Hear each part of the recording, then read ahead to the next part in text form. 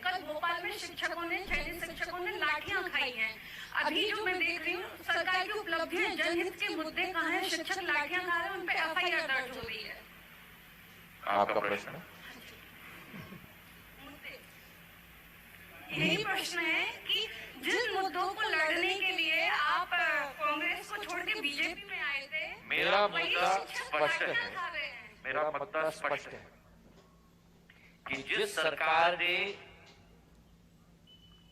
अपने तरफ से आश्वासन दिया था कि ये होगा, ये होगा, ये होगा, ये होगा,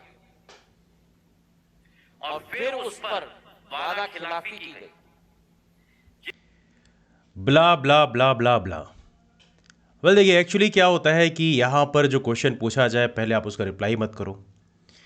दूसरी बात, जब आपसे क्वेश्चन पूछा गया है तो सारे लोगों को सुनाई दे रहा हो कि क्वेश्चन क्या पूछा गया है, तो साहब को पहले क्वेश्चन सुनाई नहीं दिया और बाद में जब क्वेश्चन पूछा गया तो उसका उन्होंने अनाप शनाप रिप्लाई किया, जिसका उस क्वेश्चन से कोई मतलब ही नहीं था।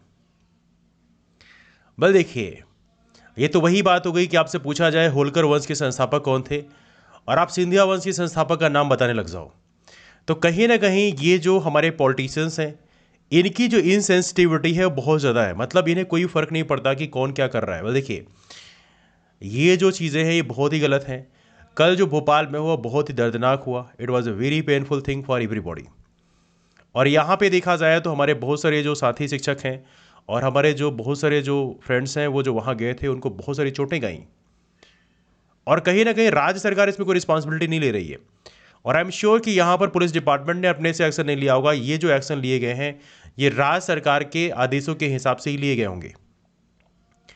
तो कहीं ना कहीं राज्य सरकार की जो निष्क्रियता है और यहाँ पे जो ऐसे जो मंत्री हैं जो यहाँ पर बैठे हुए हैं, जो सो कॉल्ड अपने आप को समाज का हीरो बताते हैं, बोलते हैं कि हम समाज के सुख दुख के मुद्दों में पार्टिसिपेट करेंगे, लेकिन इनका कोई ऐसा हो ही नहीं।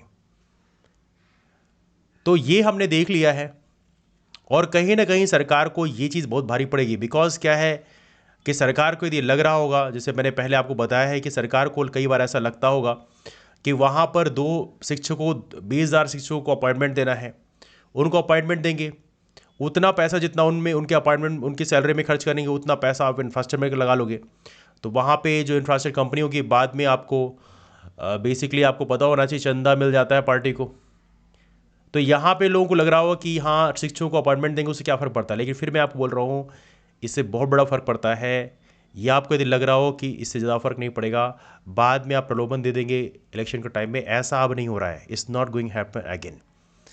तो कहीं ना कहीं ये राज्य सरकार को देखना होगा। ऐसा नहीं है कि आप लोगों के इमोशन के साथ खेलते रहेंगे और आपका काम चलता रहेगा। आपको जो सरकार मिलती है वो 5 साल के लिए मिलती है, अलग बात है आपको कई बार सरकार मिल गई, दैट्स वंडरफुल, लेकिन यदि ऐसा काम लगातार चलता रहा और ये बहुत ही ढुलमुल रवैया देखने को मिल रहा है, काफ़ी दर्दनाक है, काफ़ी खौफनाक है। यदि मैं राज्य सरकार से क्वेश्चन पूछूं कि पिछले 3 साल में कितने अपॉइंटमेंट किए गए, तो उनके पास कोई जॉब ही नहीं होगा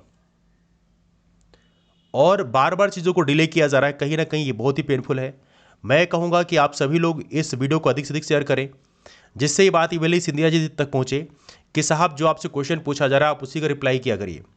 क्योंकि हम जिस एग्ज़ाम की तैयारी करवाते हैं करते हैं उस एग्ज़ाम में अनाप शनाप लिखने पे उत्तर नहीं मिलते, नंबर नहीं मिलते। ऐसे आपसे पूछा जाए कि टीटी आप गैर नमक क्या है और आप नेवली की संधि लिख के आ जाओ, है ना, तो ऐसे लिखने से आपको रिप्लाई आंसर नंबर नहीं मिलते। तो कहीं ना कहीं यहाँ पे ये एक बहुत बड़ा मुद्दा है कि आपसे जो क्वेश्चन पूछा जा रहा है, पहली बात तो आपके पास कोई आंसर नहीं है उसका, डेफिनेटली इनके पास कोई आंसर नहीं है। लेकिन दूसरी बात यह है कि यहाँ पे राज्य सरकार की जो निष्क्रियता है, इनसेंसिटिविटी जो है ये काफ़ी ज़्यादा है और वो हमारे शिक्षक नए चयनित शिक्षक हैं और साथ में जो हमारे यूथ हैं, हमारे युवा भाई बहन हैं, उनके साथ में सपोर्ट इन्होंने नहीं किया, उनके साथ बहुत ही बर्बरतापूर्ण बिहेवियर किया है। बहुत सारी हमारी जो लेडीज़ रही हैं वहाँ पे जो गई हैं उनके साथ में काफ़ी मिसबिहेव किया गया और वो चीज़ हम सभी ने देखी है। ऐसे मारपीट की गई जैसे किसी आतंकवादी के साथ आप मारपीट कर रहे हो, हालांकि आतंकवादी के साथ भी आप उतनी मारपीट नहीं करते हो। तो कहीं ना कहीं ये बहुत ही दर्दनाक है। इस वीडियो को आप अधिक से अधिक शेयर करिए अपने सभी यार दोस्तों को और मैं चाहता हूँ मेरी ये बात खुद ज्योतिरादित्य सिंधिया सुने और वो मेरी जो कही गई बात है उस पर अमल करें।